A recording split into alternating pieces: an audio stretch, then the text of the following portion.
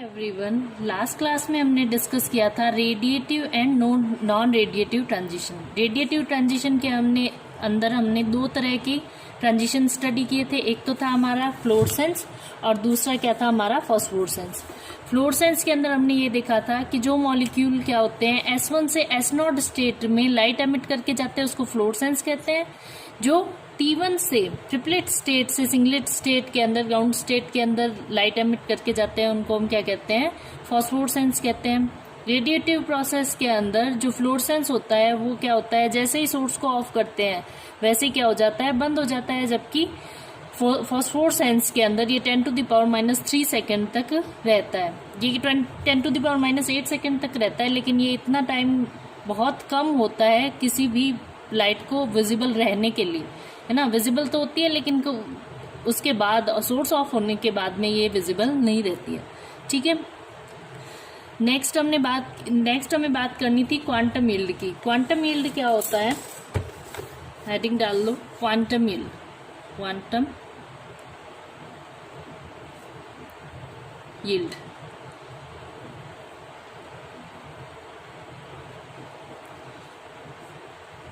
इसको हम हिंदी में क्या कहते हैं, क्वांटम लब्धि या क्वांटम दक्षता या क्वांटम एफिशिएंसी भी कहते हैं। क्वांटम यील्ड क्या कहता है, किसी प्रकाश रासायनिक अभिक्रिया में अवशोषित ऊर्जा के प्रत्येक क्वांटा से, किसी प्रकाश रासायनिक अभिक्रिया में अवशोषित ऊर्जा के प्रत्येक क्वांटा से रासायनिक अभिक्रिया में भाग लेने वाले अणुओं की संख्या को क्या कहते हैं, क्वांटम दक्षता कहते हैं। इसे फाई द्वारा डिनोट करते हैं। किससे डिनोट करते हैं, फाई द्वारा डिनोट करते हैं। ठीक है, अब इसका फॉर्मूला क्या हो जाएगा, फाई इज इक्वल्स टू क्या हो गया, किसी दिए गए समय में क्रिया करने वाले अणुओं की संख्या, reacting molecule, number of reacting molecule upon क्या हो जाएगा आपके, नंबर ऑफ क्वांटा एब्जॉर्ब, या क्या कह सकते हैं हम, उसी समय में अवशोषित क्वांटा की संख्या, नंबर ऑफ क्वांटा या एच में कुछ भी लिख सकते हो, या आइंस्टीन भी बोलते हैं इसको, क्वांटा एब्जॉर्ब। तो हम क्या कह सकते हैं, क्वांटम यील्ड क्या होता है, किसी अभिक्रिया के अंदर जब किसी प्रकाश को आपतित किया जाता है जो कि क्या हो, उसके द्वारा अवशोषित हो, एब्जॉर्ब होना जरूरी है ना। एब्जॉर्ब हुए बिना उस रिएक्शन को फोटोकेमिकल रिएक्शन कंसीडर नहीं करते हैं, ये बात हम पहले भी कर चुके हैं। ठीक है, तो नंबर ऑफ क्वांटा जितने एब्जॉर्ब होते हैं और नंबर ऑफ रिएक्टिंग मॉलिक्यूल जितने होते हैं, उन दोनों का रेशियो क्या कहलाता है, आपके क्वांटम यील्ड कहलाता है। इसको हम दूसरी तरह से इस प्रकार से लिख सकते हैं, फाई इज इक्वल्स टू किसी दिए गए समय में क्रिया करने वाले मोलों की संख्या बट्टे उसी समय में अवशोषित आइंस्टीन की संख्या। ठीक है, number of mole of given time and upon क्या आ जाएगा, नंबर ऑफ आइंस्टाइन। ये मैंने आपको पहले ही बताया, आइंस्टाइन क्या है, आपके क्वांटा ही है। ठीक है, या फिर हम क्या कह सकते हैं, रासायनिक अभिक्रिया का वेग, रेट ऑफ रिएक्शन अपॉन क्या आ जाएगा आपकी, एब्जॉर्ब आइंस्टाइन या एब्जॉर्ब्ड क्वांटा,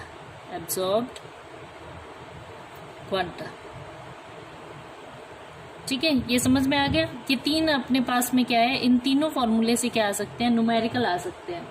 इक्वेशन आप लिखो इसके अंदर, एक रासायनिक अभिक्रिया A चेंज इनटू B के अंदर लैम्डा इज इक्वल्स टू आपके क्या है 36, एक रिएक्शन है आपके A चेंज इनटू B, इसके अंदर लैम्डा इज इक्वल्स टू लिखो 3600 एंगस्ट्रॉम। ठीक है, और एनर्जी लिखो आप इसके अंदर 6.62 इंटू 10⁻7 अर्ग। ठीक है, यदि क्वेश्चन के अंदर क्या है, एक प्रकाश रासायनिक अभिक्रिया A चेंज इनटू B में 3600 एंगस्ट्रॉम पर 6.62 इंटू 10⁻7 अर्ग ऊर्जा के अवशोषण से A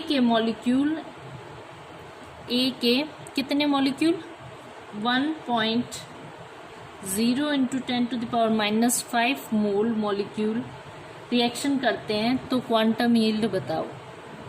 ये न्यूमेरिकल आप अपने आप करोगे और आप मुझे इसके पिक मुझे पर्सनल व्हाट्सएप पे सेंड करोगे। कल मैं इसका सॉल्यूशन आपको करवाऊंगी, ठीक है ना।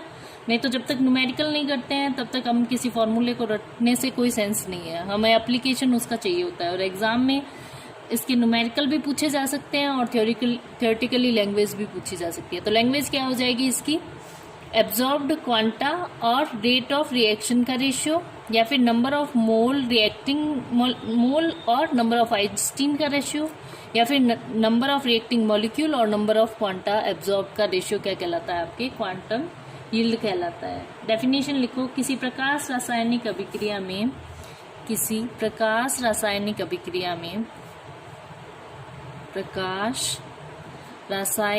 अभिक्रिया में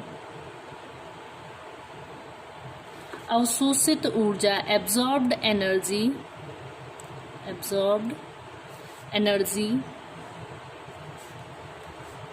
के प्रत्येक क्वांटा से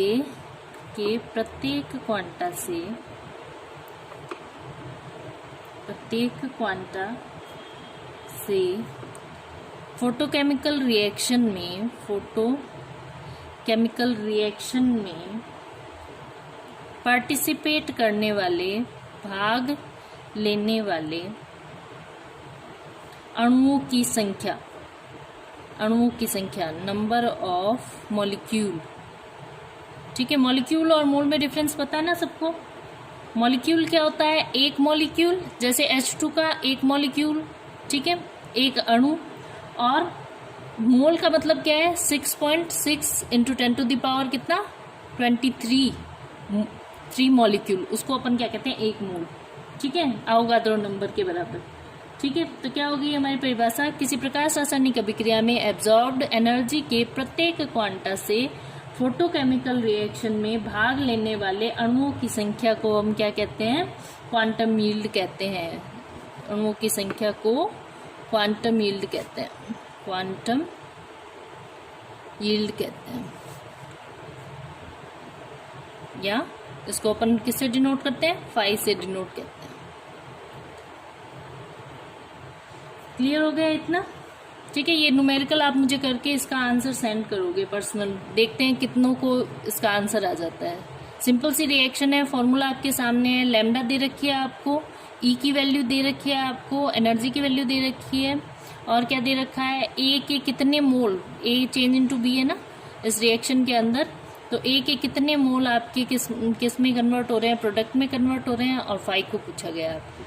ठीक है, नंबर ऑफ मोल रिएक्टिंग दे रखा है आपको, और एनर्जी दे रखी है। अब आप मुझे बताओगे कैसे इसको निकालोगे, कैसे इसको यूज करोगे, ये आप पे डिपेंड करता है।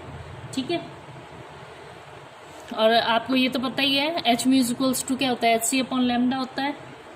ठीक है, अब नेक्स्ट हम डिस्कस करेंगे कि क्वांटम यील्ड डिटर्मिनेशन के लिए हम एक्सपेरिमेंटल कैसे प्रोसीड करते हैं। ये आपका क्या है, नेक्स्ट इसकी हेडिंग है क्वांटम यील्ड के अंदर। ये है नेक्स्ट हेडिंग क्या है आपका, experimental determination of quantum yield. Experimental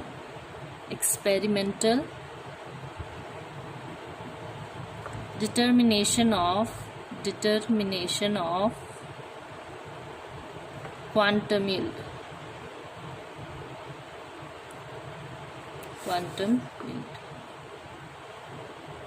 experimental determination के अंदर हम क्या स्टडी करेंगे, क्वांटम यील्ड को निर्धारित करने के लिए या निकालने के लिए, डिटरमाइन करने के लिए हम क्या करेंगे, इसके इंस्ट्रूमेंट का यूज करेंगे। इस इंस्ट्रूमेंट की स्ट्रक्चर में क्या होता है, एक सोर्स होता है, फिर स्लिट होती है।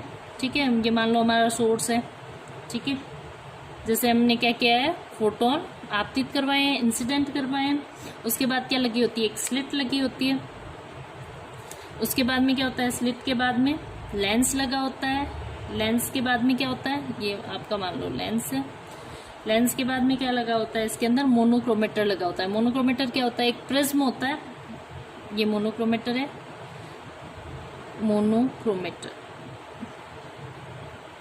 ये क्या होता है, वास्तव में एक प्रिज्म होता है जो क्या करता है, जैसे इससे अपने सोर्स से क्या की, लाइट इंसिडेंट की, लेंस से इसको क्या किया, सेंट्रलाइज किया, इस पे प्रिज्म पे सेंट्रलाइज किया, प्रिज्म पे सारी जब विकिरणें आके गिरेगी तो वो क्या करेगा, उसमें से हर लाइट को अपने अपनी लैम्डा के अकॉर्डिंग क्या करे देगा, बांट देगा।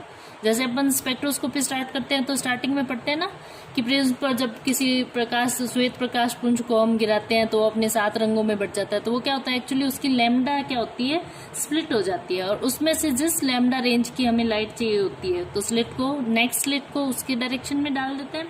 फिर क्या करते हैं, लेंस लगा होता है फिर से किसके लिए, सेंट्रलाइज करने के लिए, और उसके बाद में क्या लगा होता है, रिएक्टिंग चैम्बर। ठीक है, इसे हम क्या कहते हैं, रिएक्शन सेल कहते हैं, रिएक्शन सेल। ये रिएक्टिंग चैम्बर है, इसके अंदर हमारे क्या लिखा हुआ, क्या पड़ा है, मैटर पड़ा है, जो इसे हमें क्या करवानी है, रिएक्शन करवानी है, ए टू चेंज इनटू बी करवाना है। ठीक है, फिर इसके बाद में क्या लगा होता है, हमारा डिटेक्टर लगा होता है। डिटेक्टर हमें बता देता है कि कितनी लाइट एब्जॉर्ब हुई है और कितने क्वांटा ने रिएक्शन आगे की है।